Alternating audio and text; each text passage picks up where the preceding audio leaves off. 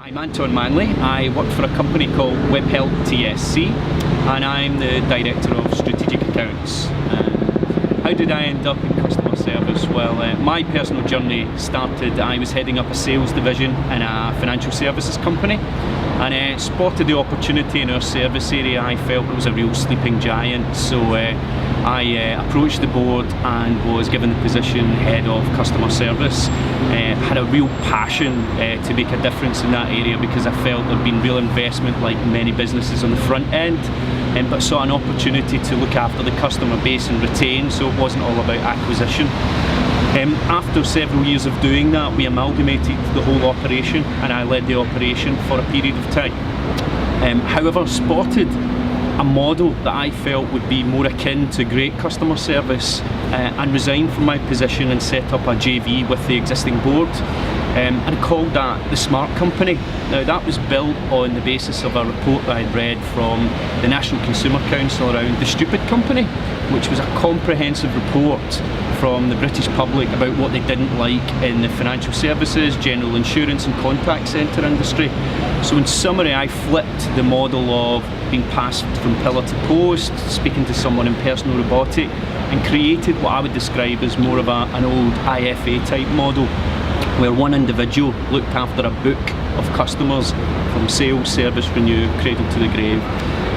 After a period of time, we floated that company and I moved on and landed my position today where customer service is absolutely prominent in what I do day to day. So I think as a business, customers have strategically been placed at the heart of what we do. We've had a look in terms of what our aims are in a business, and without these customers then our business isn't adding value. So we've taken a view that our business is not just a contact centre, but it's a data business, and the best people to give us the data are the customers, so we want to listen to the voice of the customer. So we've come up with various innovative solutions, built various different functions and investment in areas in our business that really analyses and listens to the voice of the customer. One of our specialist areas is an innovation that we call Discovery. It's a new methodology that we've built that really focuses in on what our customers are saying, but at the same time engages our people at the front line. So we want to listen to the people at the front line and let them tell us what's going on with our customers as well. So rather than me or my colleagues making decisions in the boardroom of what we think customers want, we've got our analytics teams, we've got our people on the front line, and we're listening to what customers want. And I think that's imperative. Very often the tail can wag the dog rather than the dog wag the tail, and we want to focus in on what the customers are saying.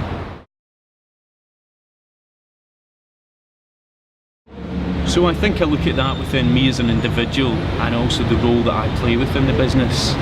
For me, I think it has to be driven top down. If you're talking the talk, you need to walk the walk as well. I think I speak to customers, I invite customers into our sites and our centres, try to understand the experience that they're getting and try to learn from that as well. I think it's not uncommon on particular large events that I've been on the phone and speaking to customers as well. Very much listening and considering that then is about how I actually structure the team and the departments that are going to make sure that everyone in my business is facing forward. And facing forward is a phrase that I continually use. So I'm one of the least important people in our business, and anyone who's not on the phone at front line talking to our customers should be in a job that's working to support our customers and our people on the front line. So I've very much considered the functions and the units we have. I've invested heavily in a unit of customer excellence that's built to help that whole community face forward, but also within the metrics that we focus on, it's very easily to be consumed on 200, 300, 400 KPIs before you actually know what's going on. So very, very simple metrics are built into the model that we've got to ensure that we understand what our customers are saying, that we're listening, but by design that I'm driving into the business a facing forward strategy. So I think that's a great question. I think attitudes are very infectious, and I think very much from day one when we recruit, train and onboard anyone who joins our business, we make sure that they understand all the philosophies that I've spoken about today, that the customer is very much at the heart of our business. Similar to the customer, their employees on the front line are hugely important. But it has to be the DNA all through the business, so top down driven. It's about that passion and believability, if you like, that someone does care about the customer. So we inbuild in our training models and that recruitment process not just competency-based questions, but we also look at behaviours and attitudes, really looking to spot talent and people who have got a passion for the customer. And I don't really mind if you're sales, service, whatever you see yourself, frontline, back office. The behaviours and the traits that we're looking for is that you have a passion for the customer. So I would say it runs through the DNA of our business as we've grown and expanded. We've got a blueprint of how we actually look to bring people into the business. So for me, we've got a real passion within our business that we're going to deliver the very best customer service on every occasion.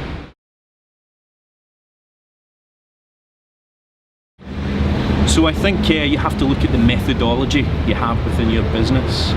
I would go back 2 or 3 years ago, and within our business we were doing some fantastic things across the UK, but it wasn't consistent and it wasn't down to any methodology particularly. It was more about having some great people throughout our business. So we conducted an exercise to try and understand what were the key touch points and what were the key areas in our business that we had to understand and build a methodology that would be scalable and repeatable. So we've looked at areas such as recruitment, onboarding, training, coaching, performance management, how that whole framework actually operates, and we built a methodology that we call our SMART methodology, and within that we have 16 key practices and processes. That's not just the key part of it though, because that's the design, the launch, the implementation and the embedding. The consistency then that runs through the business comes from the governance of that model. So we've also invested in a team who will monitor that by site and then share best practice and make sure there's a calibration and a consistency. And that methodology, no matter if we were opening a new site somewhere today, we would pull out the blueprint and we would launch that and operate the same way as we do with a tenured site of over 10 or 15 years.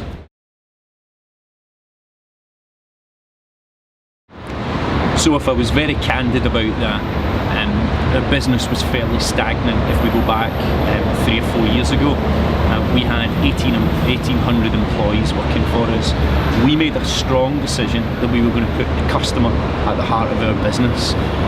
We've driven that through the methodologies, through our onboarding, through our recruitment of people, and through our whole mission about giving the best service in the country as our aim. I think we've had a level of ambition that's been significantly high. That's clearly resonated with potential clients that we've been working with. Today I can say that we've got 6,500 employees across 10 sites, so we've trebled in size in that 3 years, and although it's the sum of many parts, the decision of putting the customer at the heart of our business has transformed what we do. Yes, we're a data business, yes we look to add value, but actually putting the customer at the heart of our business and living that and breathing that on a day-to-day business basis has transformed what we do.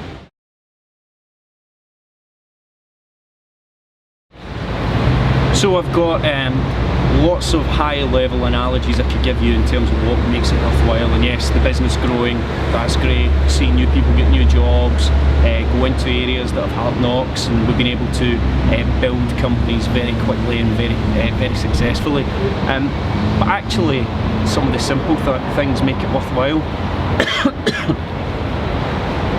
Actually some of the simple things make it really worthwhile.